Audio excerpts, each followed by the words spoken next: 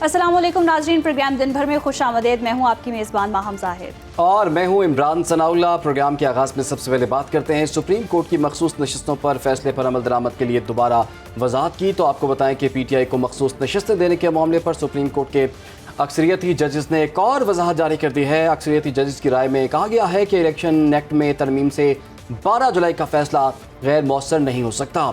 Election commission 12 जुलाई के फैसले पर अमल दरामद का पाबंद है। इलेक्शन कमीशन की दरखास्त पर 8 जजेस ने वजाहत जारी की है। जी बिल्कुल। और इमरान, इससे कबल भी हम देख रहे थे जब सुप्रीम कोर्ट ने फैसला दिया था तो इलेक्शन कमीशन को अबहाम था, और अब उन्होंने फिर से वजाहत कर दी है कि जो फैसला दिया गया है वही है। और अब देखना यह है कि इस पर इलेक्शन कमीशन क्या रद्दअमल देता है। इजलास तो बैठ गया था, इस हवाले से कोई फैसला तो होना था, लेकिन उससे कबल हम देख रहे हैं कि सुप्रीम कोर्ट की तरफ से ये फैसला आ गया और उन्होंने कहा है कि कोई जो वजाहत थी उन्होंने वजाहत दे दी है कि जो फैसला था वही रहेगा और PTI को जो मखसूस नशिस्तें वो मिलेंगी। आज एक और इजलास अहम हुआ है जी। दूसरी तरफ चीफ इलेक्शन कमिश्नर की ज़ेर सदारत मखसूस नशिस्तों के हवाले से ये अहम मुशावरती इजलास भी हुआ और इलेक्शन कमीशन की कानूनी टीम ने इलेक्शन एक्ट पर अमल करने की हतमी तजवीज़ दे दी है। कानूनी टीम के मुताबिक पार्लियामेंट के मंजूर करदा कवानीन पर अमल दरामद हर इदारे पर लाजिम है। कानूनी टीम ने इलेक्शन कमीशन को ब्रीफिंग दी है जिसके मुताबिक इलेक्शन एक्ट में तरमीम की मंजूरी के बाद सुप्रीम कोर्ट का हुक्म गैर मौसर हो जाता है। ताहम मखसूस नशस्तों के केस पर अमल दरामद इलेक्शन कमीशन की तरफ से ताख़ीर का शिकार है। अब ये गुमगुम की सूरत हाल है जी। दोनों आईनी इदारे, इलेक्शन कमीशन भी आईनी इदारा है और सुप्रीम कोर्ट की तरफ से जो फैसला है उसकी एक अपनी इंपॉर्टेंस है और सबसे बड़ी अदालत है सुप्रीम अदालत। तो इस तमाम तर सूरत हाल पर बात कर लेते हैं। इस वक्त हमें ज्वाइन कर लिया है ब्यूरो चीफ इस्लामाबाद कामरान खान ने। कामरान खान, ज़रा हमारे नाज़रीन को थोड़ा सा आसान करके बताइए ये क्या डेवलपमेंट्स हुई हैं। सुप्रीम कोर्ट की तरफ से दोबारा वजाहत आई है और इलेक्शन कमीशन का आज का इजलास। इस वक्त ये बताइए सुप्रीम कोर्ट के फैसले पर अमल दरामद किस हद तक मुमकिन है? अब जी बहुत शुक्रिया।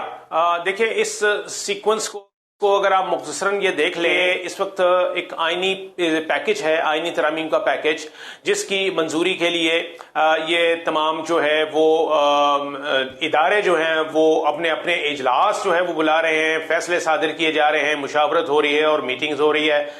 इसकी अगर मैं मिसाल दे दूं कि कौमी असम्बली और सेनेट के सेशन जो हैं वो कन्वीन हुए हुए हैं। पहले ये आज 2 बजे होने थे, लेकिन इनको फिर 6 बजे कर दिया गया। अब 6 बजे ये होंगे। वो इस वजह से 6 बजे किए गए क्योंकि एक खसूसी कमेटी का इजलास होना है। पार्लियामान की एक खसूसी कमेटी बनी हुई है जो कि आईनी तरमीम के ऊपर यह कमेटी बनाई गई है और इस कमेटी ने हतमी मसवदा जब जो है वो फाइनल करना है तो वो फिर कौमी असम्बली और सेनेट में जाके मंजूर होगा। लेकिन इस कमेटी ने इस वक्त तक मसवदा इसमें फाइनल नहीं हो सकेगा जब तक कि तमाम सियासी जमातों के दरमियान जो मुशावरती अमल है वो मुकम्मल नहीं होता। ये मुशावरती अमल इस वक्त भी जारी है। इस वक्त राइट नाउ इस्लामाबाद में जो मौलाना फजल रहमान का घर है वो इस वक्त मुशावरती अमल का हिस्सा बना हुआ है। PTI के कायदीन और दीगर जमातों के कायदीन जो हैं वो वहां पर उनसे मुशावरत का अमल जारी रखे हुए हैं। दूसरा फिर ये कि जो दूसरी तरफ इलेक्शन कमीशन जो है वहां पर भी एक इजलास हो रहा है जिसमें यह कहा इस बात पर यह कहा जा रहा है कि जो सुप्रीम कोर्ट ने 8 जुलाई का फैसला दिया था और उसके बाद 2 वजाहतें जारी की थी, उसमें यह कहा गया था कि ये जो मखसूस नशिस्तें 22 मखसूस नशिस्तें कौमी असम्बली की और इसी तरीके से जो सूबाई असम्बली की नशिस्तें हैं मखसूस, वो PTI को बकदरे हिस्सा बकदरे जुसा वो उनको अलॉट की जाए। लेकिन इलेक्शन कमीशन ने इसके ऊपर अमल नहीं किया और इस दौरान पार्लियामेंट ने इलेक्शन एक्ट 2017 में तरमीम करके एक नया कानून बना लिया। इलेक्शन एक्ट में एक नया तरमीमी कानून आया जिसके मुताबिक ये नशिस्तें जो थी वो फिर PTI को नहीं मिलनी थी बल्कि ये फिर दूसरी दीगर इत्तेहादी जमात को मिल जानी है। तो इलेक्शन कमीशन के पास इस वक्त एक तो सुप्रीम कोर्ट का 8 जुलाई का हुक्मनामा है जिसमें कहा जा रहा है कि ये मखसूस नशिस्तें PTI को दी जाएं। सुप्रीम कोर्ट की 2 वजाहतें जो हैं वो भी इलेक्शन कमीशन के पास आ गई हैं। आज जब दूसरी वजाहत उस वक्त जारी हुई है जब इलेक्शन कमीशन जो है वो अपना इजलास जारी रखे हुए था। कामरान, ये भी डेवलपमेंट हमने देख ली कि बिलावल भुट्टो ने अपनी पार्टी के अरकान से आज अभी खिताब भी किया है और कहा है कि तकरीबन इत्तेफाक राय हो चुका है। उन्होंने कहा कि हम अपनी स्ट्रेंथ के मुताबिक इसे पास करवा सकते हैं और पास करके भी दिखाएंगे। तो एक इजलास तो अभी मौलाना के घर भी चल रहा है, तो क्या हम बिलावल की बात को बिल्कुल हतमी समझ लें कि इत्तेफाक राय हो चुका है या अभी इश्क के इम्तिहान और भी हैं? जी देखिए, बिलावल साहब उन्होंने दो बातें की हैं। एक तो उन्होंने कहा था कि इस आईनी तरमीम के पैकेज के ऊपर इत्तफाक राय हो गया था तमाम जमातों का, और फिर वो ये कह रहे हैं कि इसके बाद जो है वो कुछ मुखालफाना जो चीजें आई हैं जिसकी वजह से फिर उनका मकसद ये था कि इसकी मजम्मत की जाती है। और फिर साथ ही उन्होंने ये भी कहा कि जी इसके ऊपर बहुत हद तक इत्तफाक राय हो गया है, लेकिन अभी हतमी बात उन्होंने भी नहीं की। और इस वक्त भी जैसा कि मैंने बताया कि इस वक्त इस्लामाबाद में मौलाना फजलुर रहमान की जो रिहाइशगाह है वो एक महवर बनी हुई है। गुज़िश्ता रात 3:30 बजे तक वहां पर मुशावरती अमल जो है वो चलता रहा, और आपके वजीर आजम पाकिस्तान जो थे वो खुद रात को 3 बजे उन्होंने मौलाना फजलुर रहमान के घर विजिट किया था मुशावरती अमल का हिस्सा बनने के लिए। तो ये बहुत हैक्टिक एक्टिविटीज जो हैं वो चल रही हैं। ये तो हम जरूर कह सकते हैं कि ये आखिरी मराहिल में है, इसलिए कि जैसे कि बिलावल साहब ने कहा कि ये आपको खुशखबरी दे देता हूं कि ये वीकेंड जो है इस्लामाबाद में आखिरी वीकेंड होगा, यानी इस लिहाज से कि ये जो कुछ भी कोशिशें चल रही हैं और आईनी तरमीम को मंजूर कराने के लिए जितना भी ये मुशावरती अमल हो रहा है, इसकी तरफ उनका इशारा था कि ये कंक्लूड होने जा रहा है, और जो कल वीकेंड है उससे पहले ये चीजें होने जा रहा है। कामरान खान साथ ही मौजूद रहेगा, मोहम्मद अवैस हमारे साथ मौजूद हैं, मौलाना फजलुर रहमान के घर के बाहर मौजूद हैं। मोहम्मद अवैस, बताइएगा यहाँ कैसी सियासी गहमा गहमी देख रहे हैं आप? मेल मुलाकातों का सिलसिला जारी है, क्या आपको इम्कानात नजर आ रहे हैं? मौलाना ने इत्तेफाक कर लिया मुसव्विदे से, क्योंकि बिलावल भुट्टो तो कह रहे हैं तकरीबन इत्तेफाक हो चुका है।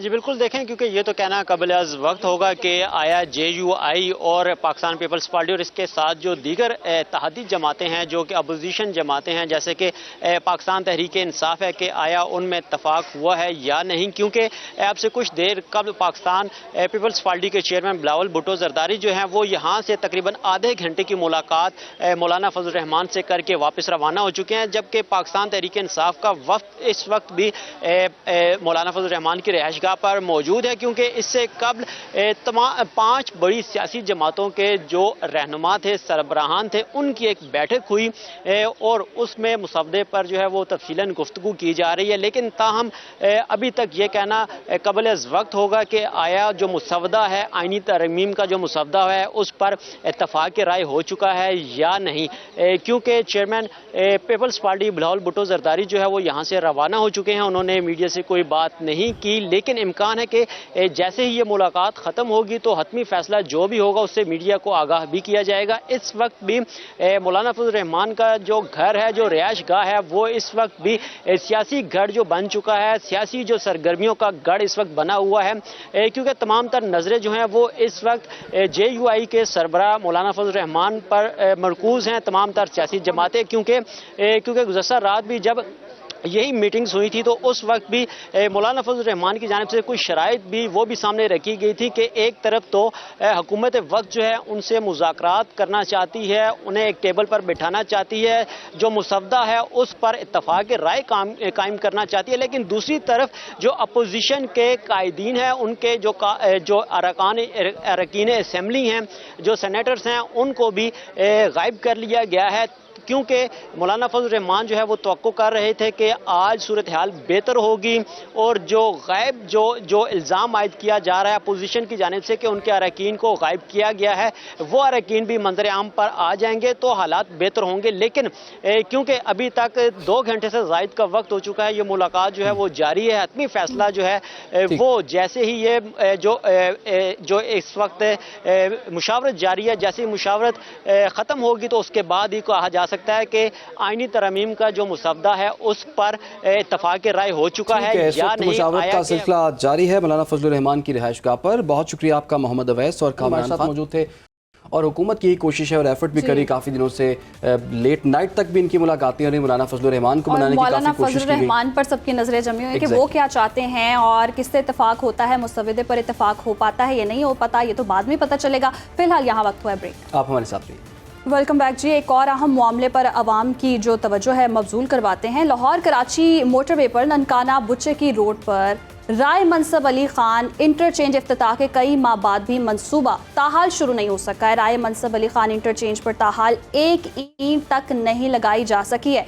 गुज़श्ता साल बजट में इस मंसूबे के लिए 1332 मिलियन रुपए की रकम मुख्तस की गई थी। सुनो न्यूज़ के प्रोग्राम हम दिन भर में भी इससे कबल 2 बार इस ताखीर का शिकार मंसूबे के हवाले से निशानदेही कर चुके हैं, जिस पर आला हुकाम ने जी फौरी काम शुरू करने की यकीन दहानियाँ करवाई थी। उसके बावजूद भी मंसूबा इमरान अभी तक ताखीर का शिकार है। बिल्कुल, और बार बार हम ये मामला जो है वो आला हुकाम के सामने रखेंगे। इस हवाले से हमारे नुमाइंदे राना उमर फारूक ने एक स्पेशल रिपोर्ट तैयार की है, पहले वो देख लेते हैं।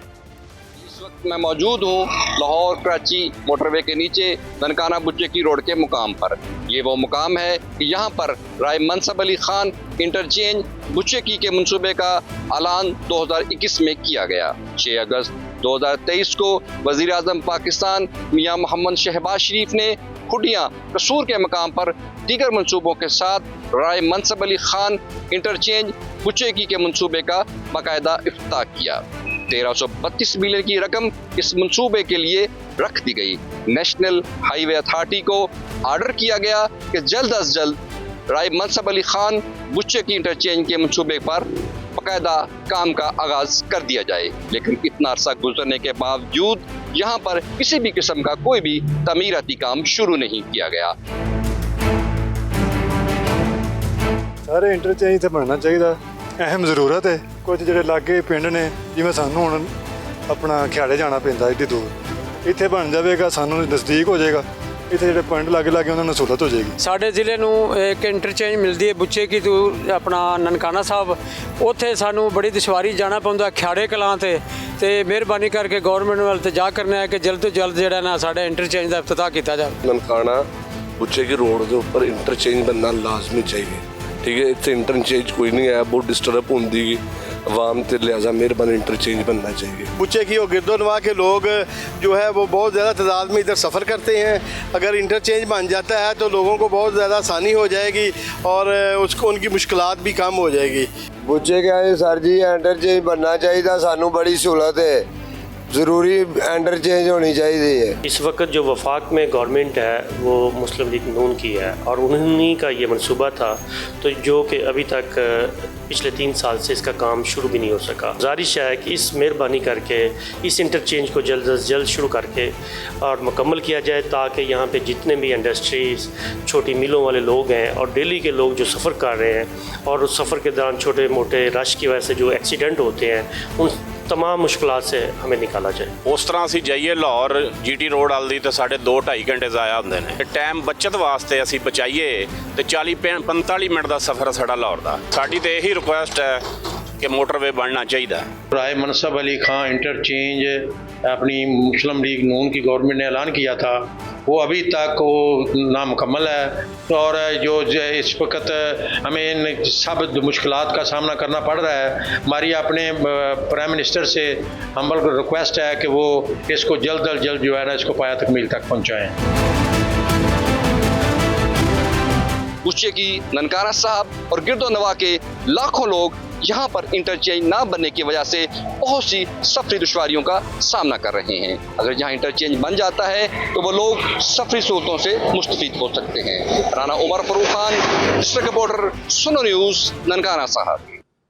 ये रिपोर्ट आपने मुलाहिजा की। राय मनसब अली खान इंटरचेंज का वज़ीर आज़म पाकिस्तान 2 बार इफ्तिताह कर चुके हैं और वज़ीर आज़म की हिदायत के बावजूद ना तो इंटरचेंज के लिए ज़मीन ख़रीदी जा सकी है और ना ही मुस्तक़बिल करीब में वहाँ पर कोई काम होता हुआ नज़र आ रहा है। दूसरी तरफ पाकिस्तान मुस्लिम लीग नून के ननकाना साहिब से MNA हैं डॉक्टर शिजरा मनसब अली खान। उनका कहना है कि बुच्चेकी इंटरचेंज पर काम जल्द शुरू हो जाएगा। उनका मज़ीद क्या कहना था, अब आपको वो दिखाते हैं।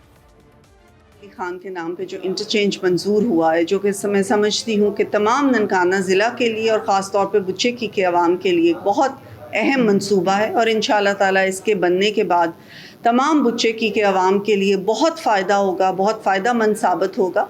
इसका हम इफ्तिताह कर चुके हैं और जल्दी इंशाअल्लाह ताला ये शुरू भी हो जाएगा। आपको पता है कि गवर्नमेंट बहुत सारी मुश्किलात का सामना करना पड़ा। IMF के फ़ंड का हम इंतज़ार कर रहे थे कि IMF का फ़ंड आए तो फिर जो तरक्याती मंसूबे हैं उनके ऊपर काम शुरू होगा और इंशाअल्लाह जल्दी बुच्चेकी पे इस मंसूबे का शुरुआत हो जाएगी इंशाअल्लाह। डॉक्टर सिजरा मनसब अली ने कहा कि जी जल्द काम शुरू हो जाएगा। आवाम ने भी सुना और हम भी देखते हैं, क्योंकि बारहा हम इस पर आवाज़ उठा चुके हैं अपने प्रोग्राम में, और हमारी कोशिश है कि हुकाम बाला तक ये मसला जाए और इस मसले का हल निकले, क्योंकि आवाम के वोट से ही आप आते हैं और आवाम के मसाइल हल करना बहुत ज़रूरी है। मनसूबा ताख़ीर का शिकार है, 2 बार हमने हाईलाइट किया और अब कोशिश हमारी यही होगी कि इस मसले का जल्द से जल्द हल निकल सके। आगे बढ़ते हैं और आपको बताते हैं कि जी डस्का में नवाज शरीफ स्टेडियम है, जहां पर हालात इतने ख़राब हैं कि वो ग्राउंड जो है वो खेलने के काबिल नहीं है। यही वजह है कि पूरे डस्का में वैसे तो ग्राउंड्स हैं ही नहीं, लेकिन जहां पर स्टेडियम मौजूद है। इमरान, हम देख रहे हैं कि जो नौजवान नस्ल है उनको खेलों के मौके नहीं मिल रहे, वो गली मोहल्लों में खेल रहे हैं। और इसी तमाम तर सूरत हाल पर हम बात कर लेते हैं